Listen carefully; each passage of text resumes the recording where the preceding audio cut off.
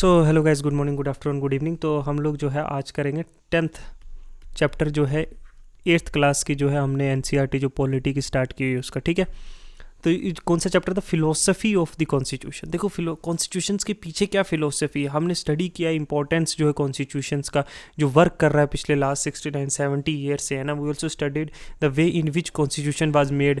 हमने पढ़ा है कि वाई नेशनल मूवमेंट में फेल्ट हुआ नीड के अडॉप्ट कॉन्स्टिट्यूशंस का अचीव करने का इंडिपेंडेंस जो ब्रिटिश रूल के बाद, है ना। तो इस बुक में हम बहुत सारी चीज़ें पढ़ेंगे, उससे हमें समझेंगे कि why is important to study the philosophy of constitution, क्या कोर फीचर है इंडियन कॉन्स्टिट्यूशन के, what is the criticism of this constitution, क्या लिमिटेशन इस कॉन्स्टिट्यूशन के, ये सारी चीज़ें जो है हम इसमें देखेंगे। ठीक है, what is meant by philosophy of constitution, क्या मतलब बाय फिलोसफी ऑफ कॉन्स्टिट्यूशन। देखो, सम पीपल बिलीव कि कॉन्स्टिट्यूशन जो merely a consist of laws है ना, और that laws are one thing, value and morality and quite another thing. देखो, कुछ लोगों को लगता है कि लॉ सिर्फ ये एक मेयरली लॉज है, वो एक चीज़ है, लेकिन वैल्यूज़ मोरालिटी जो है वो एक अलग चीज़ है। लेकिन we have only legalistic and not a political philosophy approach to the constitution. ये सिर्फ एक लीगल डॉक्यूमेंट है, कोई पॉलिटिकल फिलोसफी इसके पीछे नहीं। It is true that all laws do not have moral content, सब लॉज में मॉरल कंटेंट नहीं होता, but many laws are closely connected to our deeper held values. For example, a law prohibit discrimination of person on the ground of language और religion. Such a law is connected to idea of equality. Such a law exist because we value law. देखो, हम equality को के लिए thrive कर रहे हैं, इसका मतलब क्या है? हम वैल्यू करते हैं ना इक्वालिटी को। हम सेकुलरिज्म को थ्राइव कर रहे हैं, मतलब हम सेकुलर स्टेट के लिए थ्राइव कर रहे हैं, तो हम क्या रिस्पेक्ट करते हैं सब रिलीजन्स के ना, इक्वली ट्रीट करना चाहते हैं ना।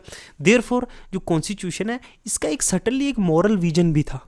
ठीक है, वी नीड टू अडॉप्ट एक पॉलिटिकल फिलोसफी अप्रोच थी कॉन्स्टिट्यूशंस के। पॉलिटिकल फिलोसफी अप्रोच का क्या मतलब है कि first we need to understand कि conceptual structure of the constitution, वो क्या मतलब है इसका। It means to ask why is it possible, meaning the term जैसे यूज हुई है कॉन्स्टिट्यूशन में, राइट्स, सिटीजनशिप, माइनॉरिटीज, डेमोक्रेसी, इन टर्म से हमें फैमिलियर होना पड़ेगा।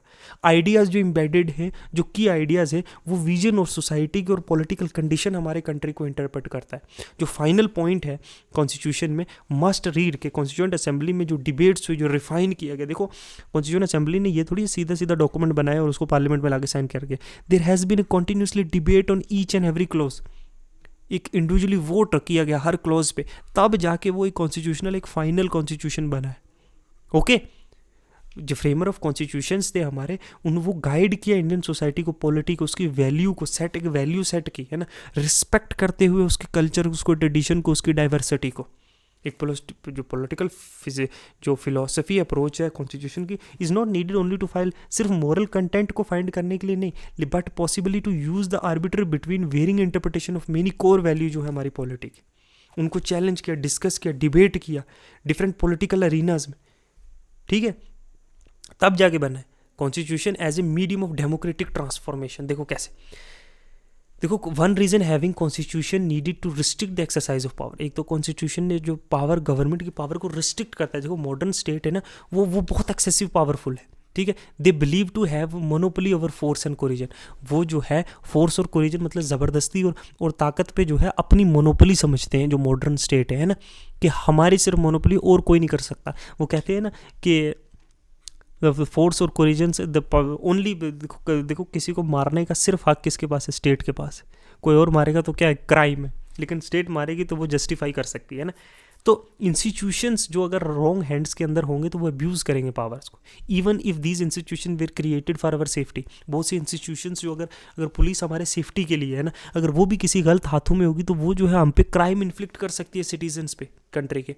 तो स्टेट पावर जो है वो ये कहाँ है? कॉन्स्टिट्यूशन जो प्रोवाइड करता है कुछ बेसिक रूल्स, जो प्रिवेंट करता है स्टेट से फ्रॉम टर्निंग टायरेनिकल।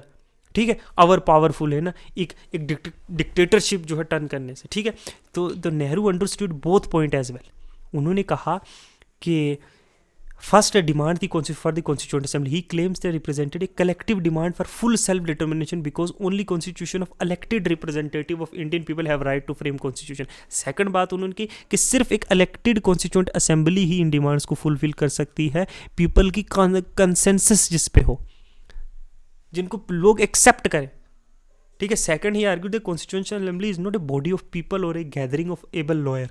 वो सिर्फ कोई लोगों का इकट्ठा किया हुआ एक बॉडी नहीं है या कोई लॉयर्स का चमगट्ठा नहीं है, ठीक है। Rather it is a nation on a move, throwing away the shell of past political और पॉसिबल जितने भी पास्ट के पॉलिटिकल स्ट्रक्चर था या पॉलिटिकल हिस्ट्री थी या कोई सोशल स्ट्रक्चर था, उसको एक नए सिरे से शुरुआत करने के लिए इंडियन कॉन्स्टिट्यूशन डिज़ाइन किया गया था, शैकल ब्रेक करने के लिए ट्रेडिशनल जो सोशल हेरारकीज बनी हुई थी, ठीक है, जो फ्रीडम, इक्वालिटी और जस्टिस को जो है अशर करने के लिए न्यू फ्रीडम एंड जस्टिस। पहले ज़मींदार थे, कास्ट सिस्टम में देखो ऊपर हेरारकी थी, ज़मींदारी में लैंडलेस लेबरर थे नीचे, टैक्सेस में नीचे थे कलेक्टर्स थे, हर जगह ऑफिसर्स की एक हर जगह जो है एक हेरारकी बनी हुई थी, एक सोशल एक स्ट्रैटिफिकेशन हो रखी थी सोसाइटी की, है ना। उसको तोड़ने के लिए, एक इक्वालिटी प्रूव करने के लिए, एक जस्टिस प्रोवाइड करने के लिए सोसाइटी को बना गया था। तो there is a lot of philosophy, there is a lot of thinking that goes behind the maker of constitutions. Why do we need go back to the देखो what is the political philosophy of our country. देखो political philosophy क्या है हमारी constitutions की। देखो any single label because it is liberal, democratic, egalitarian, secular and federal, open to community, value sensitive and need of religious and linguistic minority as well as historical disadvantage are committed to bring the common national identity. देखो secularism, federalism, open community के value, sensitive religion और linguistic के लिए, historical जो disadvantages group थे उनके लिए, है ना। तो कॉमन आइडेंटिटी को जो है बनाने के लिए सारी चीज़ों को इकट्ठा किया, इन सारी चीज़ों को इक्वल वैल्यू दी। इन शॉर्ट ये कॉन्स्टिट्यूशन हमारा कमिटेड है फ्रीडम के लिए, इक्वालिटी के लिए, सोशल जस्टिस के लिए and some forms of national unity भी। But underneath all this there is a clear emphasis on peaceful and democratic measures for putting the philosophy into practice. कि peaceful और democratic measures का इस्तेमाल किया गया, किसको, इन फिलोसफीज को, इन पॉलिटिकल, इन इक्वालिटी को, सोशल जस्टिस को, इन सब चीज़ को एक तरीके से किसी एक जगह पे इकट्ठा किया गया, प्रैक्टिस में लाया गया। मेयरली अगर एक डॉक्यूमेंट हो जिसको कोई फॉलो ना करे उसकी कोई वैल्यू नहीं। बट इन डेमोक्रेटिक इंस्टीट्यूशंस के थ्रू जो है इन चीज़ों को प्रैक्टिस में लाया गया, इक्वालिटी को प्रैक्टिस में लाया गया थ्रू, ओके, फंडामेंटल राइट्स में इंश्राइन किया गया, इन्फोर्स किया गया कोर्ट के द्वारा, ठीक है, इंडिविजुअल फ्रीडम दी गई फंडामेंटल राइट्स में।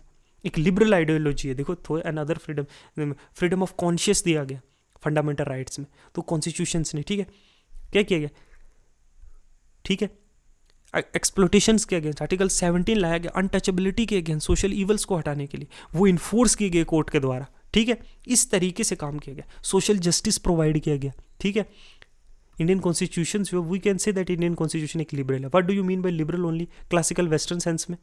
कि political theory you will learn about the idea of liberalism.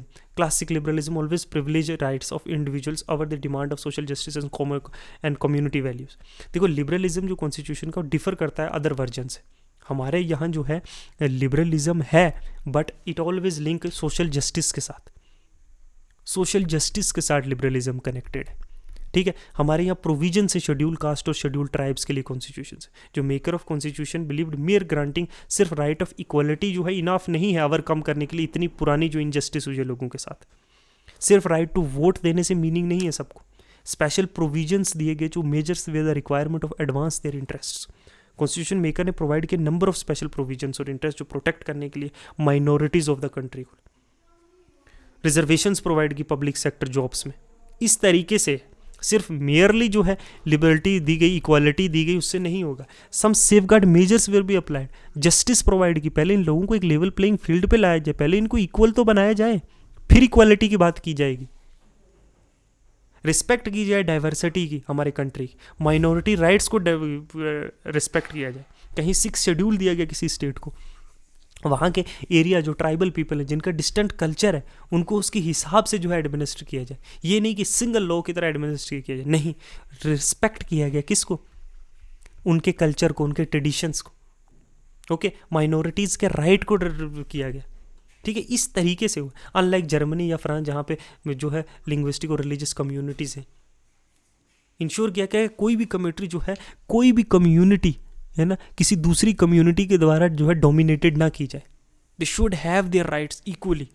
Educational institutions में इन लोगों को, रिलीजियस इंस्टीट्यूट कम्युनिटीज़ को, इनको जो है राइट्स दिए गए, इनको रिजर्वेशंस दी गई, ताकि वो भी जो है मेन स्ट्रीम में आके जो है कम्पीट कर पाएँ बाकी लोगों के साथ। सेकुलरिज्म लाया गया इस देश में, जहाँ almost is almost it is a one of the country of the world जहाँ सभी काइंड ऑफ रिलीजन पाए जाते हैं।